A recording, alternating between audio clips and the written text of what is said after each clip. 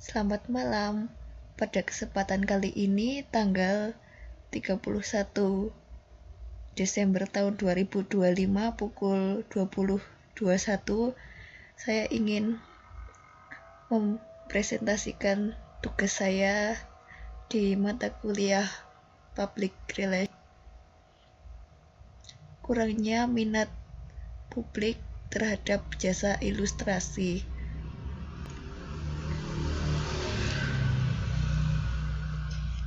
Baik, untuk identifikasi masalah. Nah, latar belakangnya jasa komisi ilustrasi ini merupakan salah satu peluang mendapatkan penghasilan di bidang kreatif bagi seseorang yang memiliki minat dan kemampuan menggambar seperti saya dan rekan-rekan saya di bidang yang sama. Namun, pada kenyataannya, minat publik terhadap layanan ini masih tergolong rendah. Banyak ilustrator, terutama yang baru merintis jasa ini, berusaha untuk menarik perhatian calon klien. Fenomena ini terlihat di berbagai grup jual beli komisi ilustrasi digital maupun lapak online pribadi ilustrator. Di situ terlihat bahwa unggahan penawaran jasa terlihat lebih banyak daripada unggahan permintaan dari klien. Menurut pengalaman rekan ilustrator, publik secara umum sering meremehkan nilai karya ilustrasi digital. Banyak yang beranggapan harganya terlalu tinggi untuk sekedar gambar, sedangkan yang lainnya tidak memahami proses kreatif di balik sebuah karya digital. Selain itu, promosi yang dilakukan para ilustrator belum terarah. Banyak ilustrator yang memasarkan jasa ke masyarakat umum tanpa mempertimbangkan target audiens yang tepat, sehingga komunikasi yang disampaikan tidak efektif. Kemudian ada opini, sikap, dan reaksi publik. Berdasarkan observasi di beberapa grup jual beli komisi, publik menunjukkan pandangan yang beragam terhadap jasa ini. Sebagian besar calon klien aktif yang memposting hashtag WTB atau want to buy mencari produk dengan kebutuhan yang sangat spesifik,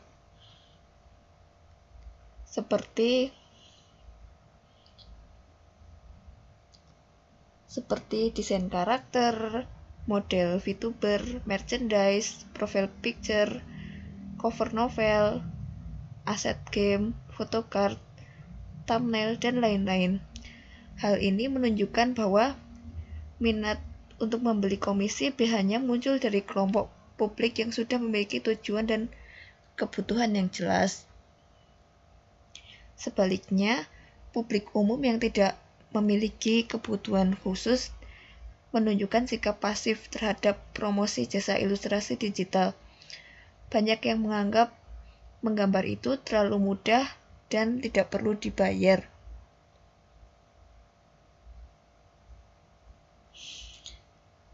Ada pula yang hanya memberi like tanpa interaksi lebih lanjut, dan ada yang terlihat tertarik namun berhenti di tahap bertanya harga tanpa melakukan pembelian. Sementara publik yang benar-benar melakukan transaksi umumnya berasal dari segmen pasar yang spesifik, seperti konten kreator, pelaku bisnis kecil, penerbit indie, atau penggiat hobi yang memiliki minat terhadap jasa ilustrasi. Dari hasil tersebut dapat disimpulkan bahwa masalah utama bukan hanya terletak pada rendahnya minat publik, tetapi juga kurang tepatnya strategi komunikasi yang digunakan oleh para ilustrator dalam menjangkau audiens yang relevan. Masuk ke tahap perencanaan.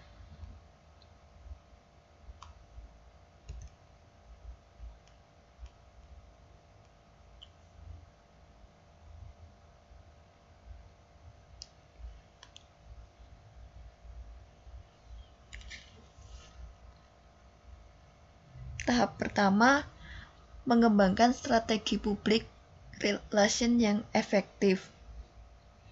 Strategi yang dapat digunakan adalah mengarahkan komunikasi promosi ilustrator ke target audiens yang lebih spesifik dan tepat, yaitu pihak yang memiliki kebutuhan terhadap ilustrasi digital seperti tadi, misalnya konten kreator, VTuber, penulis indie, penerbit, developer game, dan individu yang memang membutuhkan asupan pribadi.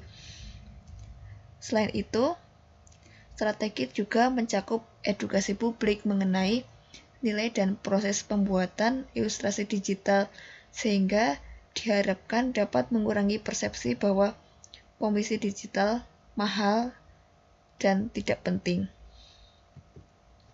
Kemudian menentukan tujuan dan sasaran. Tujuan dan sasaran yang terkualifikasi sebagai SMART, yaitu specific, measurable, achievable, relevant, dan time bound, dapat dijabarkan seperti berikut. Yang pertama, sasarannya meningkatkan engagement promosi komisi ilustrasi sebesar 20% dalam 2 bulan.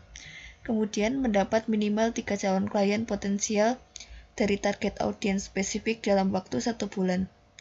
Lalu, menghasilkan 5 konten edukatif mengenai proses ilustrasi digital dalam 4 minggu untuk meningkatkan pemahaman publik. Kemudian, mengidentifikasi taktik dan kegiatan. Untuk mencapai tujuan tersebut, berikut adalah beberapa taktik dan kegiatan yang bisa dilakukan. Pertama, membuat konten edukatif mengenai proses pembuatan ilustrasi dari mulai sketsa, line art, rendering, final. Kemudian membuka open commission bertema spesifik, misalnya avatar, chibi icon, karakter sheet, dan lain sebagainya. Kemudian jangan lupa untuk berinteraksi melalui media sosial tentang jasa komisi ilustrasi digital. Lalu memperluas relasi sesama ilustrator agar bisa saling mendukung satu sama lain. Dan kemudian berpartisipasi dalam grup jual beli jasa komisi digital untuk memantau permintaan klien.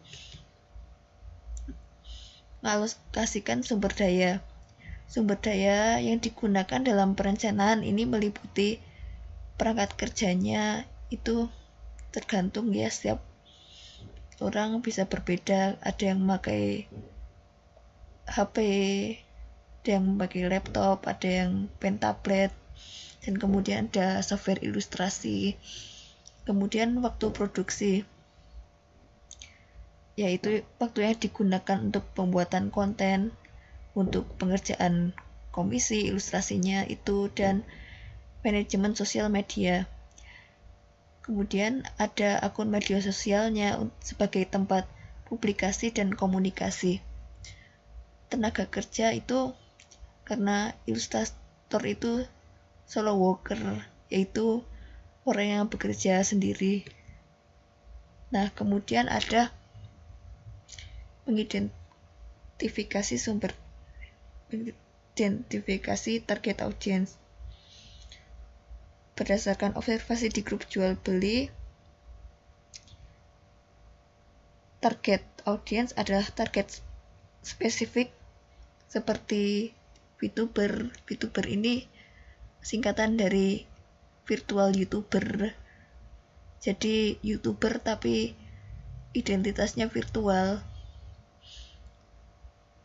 Kemudian ada konten creator, bisa dibikinkan seperti PP-nya, profile picture-nya, atau apa. Kemudian ada UMKM, bisa dijual seperti merchandise. Kemudian ada penulis indie, bisa membuat seperti cover sampulnya. Kemudian ada developer game, pesanannya biasanya tuh aset-aset game, bisa berupa pixel seperti ini atau ilustrasi yang biasa tergantung dengan gamenya. Kemudian ada individu seperti ini contohnya, ada orang yang suka dengan karakter ini lalu pesan mau digambarkan. Kemudian mengembangkan pesan yang efektif. Ini pesannya. Oke. Mengidentifikasi kanal komunikasi. Kanal komunikasi yang digunakan itu bisa beragam. Ada Facebook. Facebook ini bisa digunakan untuk menjalin relasi, dan karena ada fitur grup jual beli, maka permintaan klien bisa dipantau dari situ.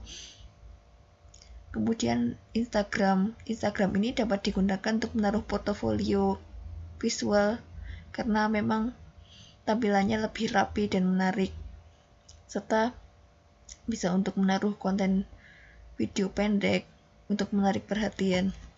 Kemudian ada X atau Twitter, ini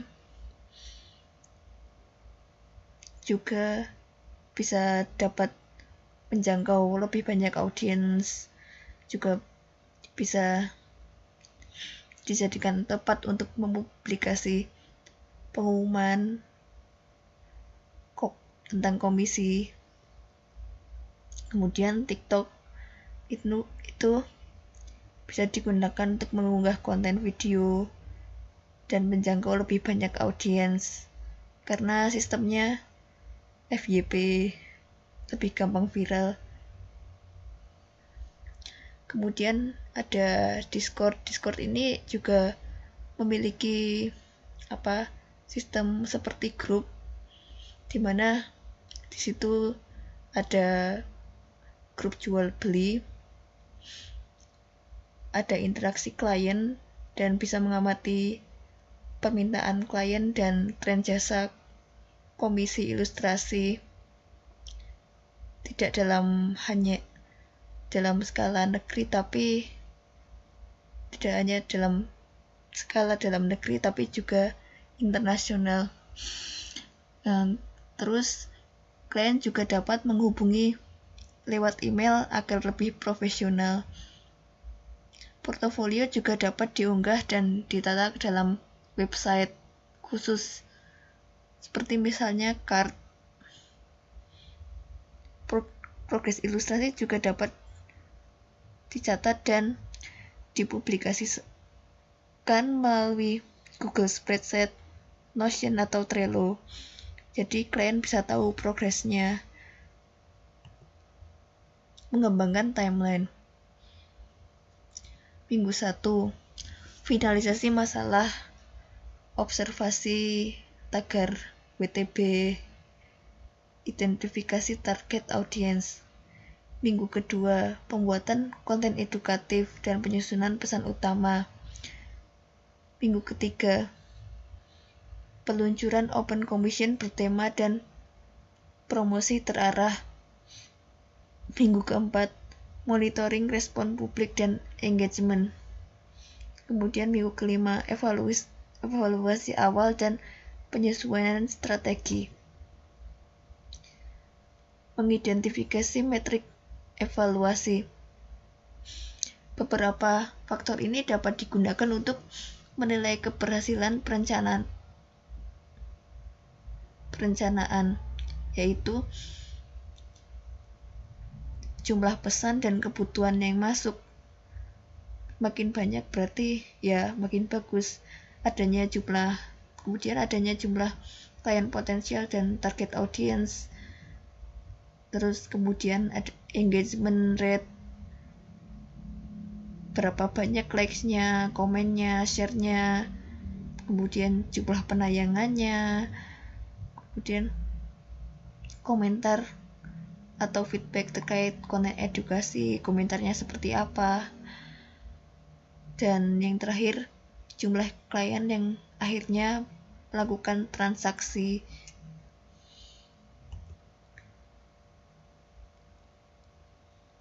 Kemudian mengalokasikan anggaran. Ilustrator yang bekerja sendiri memiliki anggaran sebagai berikut.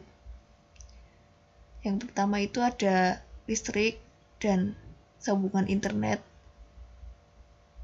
Kemudian lisensi software jika softwarenya berbayar, dan tentu saja waktu kerja sebagai sumber daya utama. Sekian presentasi dari saya. Terima kasih.